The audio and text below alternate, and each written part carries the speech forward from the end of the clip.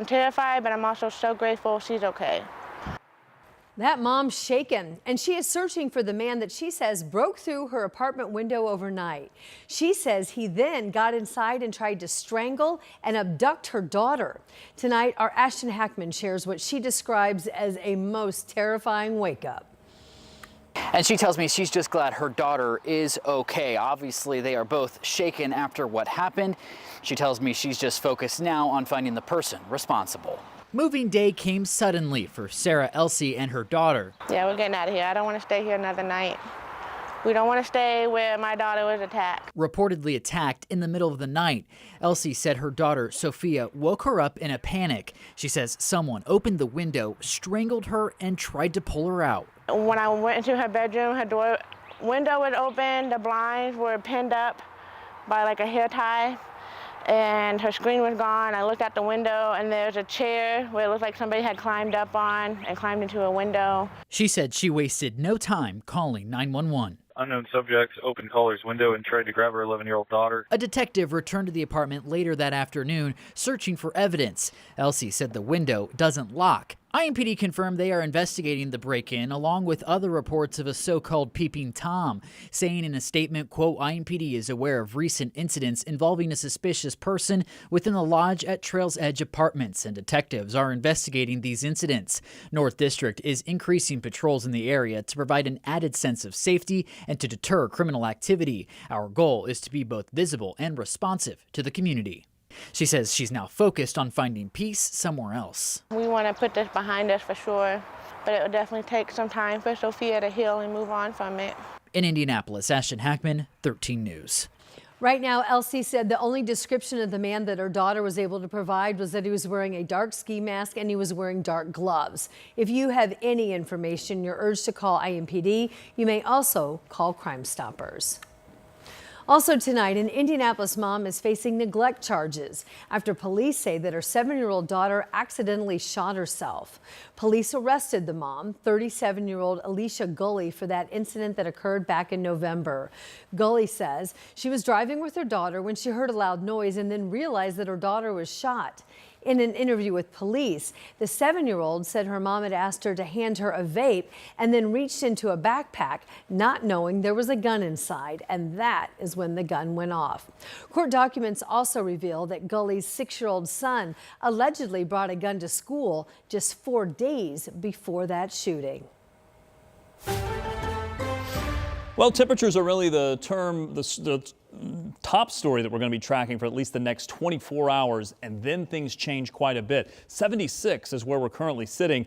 The average high this time of year is in the mid-60s, so we're talking about 10 degrees above the average. And overall, it's been fairly quiet. There's a couple of showers here to the north that we've been tracking. A little farther to the south, one quick little downpour popped up maybe right over Tipton, but for the most part, it's starting to weaken. And I think most of the showers across much of central Indiana are going to be very quiet. It's not going to be a very active radar this evening, unlike what we are seeing down to the south and west, maybe closer to, say, St. Louis or points to the south. I think we are expecting a quiet area of pretty nice conditions for the next 24 hours. Severe weather threat is going to stay away. The next few hours should cool down through the 60s and into the 50s overnight with mostly clear skies. We'll do mid-50s for the most part. City may stay a little bit warmer, but for the most part, a mild start to the day, which means we're going to get even warmer during the afternoon. I think we'll make it into the mid-80s for tomorrow. High temperature of 84 expected for Indy. This is the warmest day in the 7-day forecast because a front arrives this weekend, brings us a chance of rain and cooler temperatures, and I'll show you that in the weekend forecast coming up. All right, Rob, thank you. We'll check back in the meantime tonight. More action and more changes after a 13 News investigation. In fact, it was just a few hours ago, the Indiana Department of Correction explained what it's now doing, all in response to an epidemic of fires at an Indiana state prison. That's an epidemic that was first exposed by 13 Investigates. Our senior investigative reporter Bob Siegel joins us now, and now this is an issue that's playing out at the Indiana State House. Yeah, the problems are happening up north in Michigan City, but the possible solutions were outlined today here in Indianapolis. A few hours ago, the State Budget Committee met to discuss funding requests from various state agencies. One of the agencies asking for money is the Department of Correction, and lawmakers took that opportunity to ask about the problems we uncovered. It was just last month 13 Investigates released a documentary showing how raging fires at the state's oldest prison in Michigan City have led to inmates literally burning alive, resulting in horrible injuries and deaths. In fact, in just the past month, 2 more inmates at that prison were rushed to the hospital after more fires. This afternoon, during the state budget meeting, State Representative Ed Delaney asked a senior manager at IDOC what's being done to address those fires at Indiana State Prison. We're having fire issues and other issues in some of our prisons. Is there currently a program specifically for Michigan City to upgrade fire protection or fire prevention? We're taking an incredible approach to it from every perspective, from detection to control of, to training, to management, sir. It's a comprehensive response.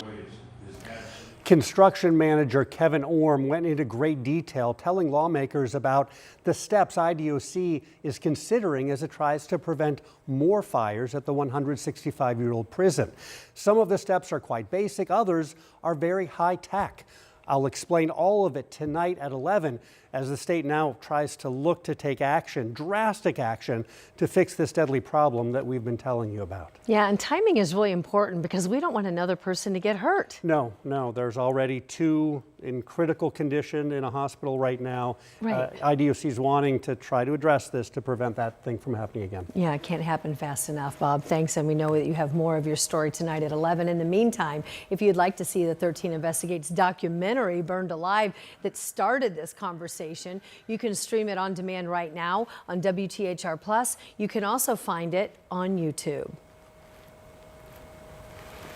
The city of Bloomington now is not renewing its contract with its street camera provider. It's Flock. It's a public safety company that provides camera, audio, and investigative systems to help communities respond to safety incidents. This includes license plate readers, cameras, and a gunshot detection system. Bloomington leaders say they strictly used it for the license plate reader purposes, but the city says now they've made this decision after months long of evaluation of the partnership.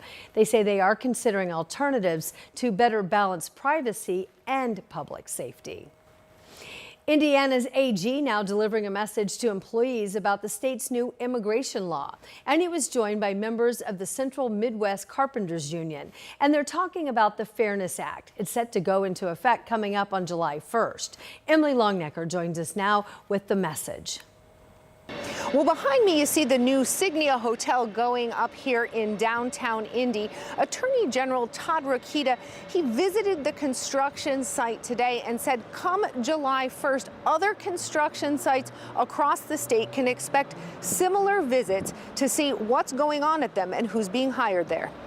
Rokita praised today's construction site after touring it with members of the Central Midwest Carpenters Union. He talked about the new Fairness Act, which for the first time will give him the authority to investigate businesses suspected of hiring undocumented workers. He said his office is already receiving tips and will look into credible ones. Under the new law, employers can face fines and temporary or permanent closure of their business for violations. A representative from the Carpenters Union says they also support the Fairness Act, saying it will level the playing field for contractors who are having to compete with other businesses that hire undocumented workers at cheaper rates. He also said the new law will protect the workers themselves, he said are being unfairly exploited. I've seen drywall, I've seen workers hanging drywall for as little as 15 cents a square foot. And if you do the math, that's not a lot. And there's no overtime, there's no insurances, there's no workers' compensation insurance. And these workers are in a completely exploitive business model. If they're to get hurt on the job site or fall off a ladder or something, they're fired before they hit the ground. There's no medical attention for them. It's, quite honestly, it's modern day slavery. Now, this new law only gives the Attorney General authority over civil penalties. He says that he cannot put people behind bars for violations, but he can make recommendations to those who can. In downtown Indianapolis, Emily Longnecker, 13 News. Well, we're expecting a warm day on Friday, 80s for the forecast high, but there's a big pattern change on the way for the weekend. It comes with a chance of rain. I'll talk about when that arrives.